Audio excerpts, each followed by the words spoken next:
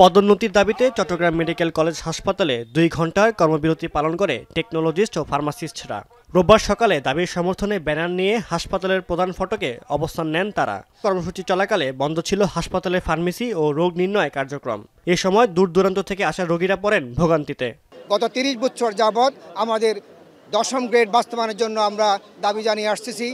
আমাদের অনেক দিন ধরে নিয়োগ হচ্ছে না, যার ফলে আমাদের সরকারি স্বাস্থ্য সেবার মধ্যে বিলম্বিত হচ্ছে, টেস্টগুলো রোগীরা পেতে দেরি হচ্ছে। সব কিছু লাইন করে নিয়ে নাইছি, 2 ঘন্টা খাড়া রয়েছি স্যার, ওষুধ লইতাম পারি না, রোগও মরে যাই।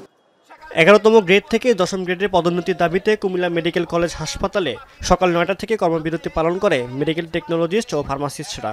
দ্রুত দাবি বাস্তবায়ন না হলে কমপ্লিট শাটডাউনে যাওয়ার হুঁশিয়ারি দেয় তারা।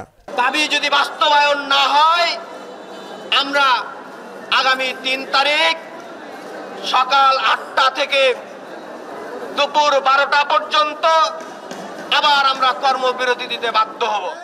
এদিকে দিনাজপুরের ঘোড়াঘাটে একই দাবিতে 2 ঘণ্টা কর্মবিরতি পালন করে টেকনোলজিস্ট ও ফার্মাসিস্টরা। এ সময় ওষুধ সরবরাহ ও স্বাস্থ্য পরীক্ষা বন্ধ থাকায় ভোগান্তিতে পড়ে রোগী ও স্বজনরা। 10টা থেকে 11টা পর্যন্ত আমরা দাঁড়িয়ে আছি, ওষুধ পাচ্ছি না। এই যে বসে আছি ওষুধ নেওয়ার জন্য, কিন্তু এখনো দিচ্ছে না। এদিকে ফেনীতেও জেলার 250 শয্যা জেনারেল হাসপাতালের সামনে এই কর্মবিরতি পালন করে সরকারি, বেসরকারি ও স্বায়ত্তশাসিত প্রতিষ্ঠানের অর্ধশতাধিক মেডিকেল, ফার্মাসিস্ট ও টেকনোলজিস্ট। আমরা বৈষম্যের শিকার হচ্ছি। বাংলাদেশ সরকারের কাছে আমাদের আকুল আবেদন, আমাদের অতি দ্রুত 10ম গ্রেডে বাস্তবায়ন করুক। এছাড়া মৌলভীবাজার, চাঁদপুর ও নাটোরেও 2 ঘণ্টার কর্মবিরতি পালন করে মেডিকেল টেকনোলজিস্টরা। সাদ ইসলাম শামস, এখন।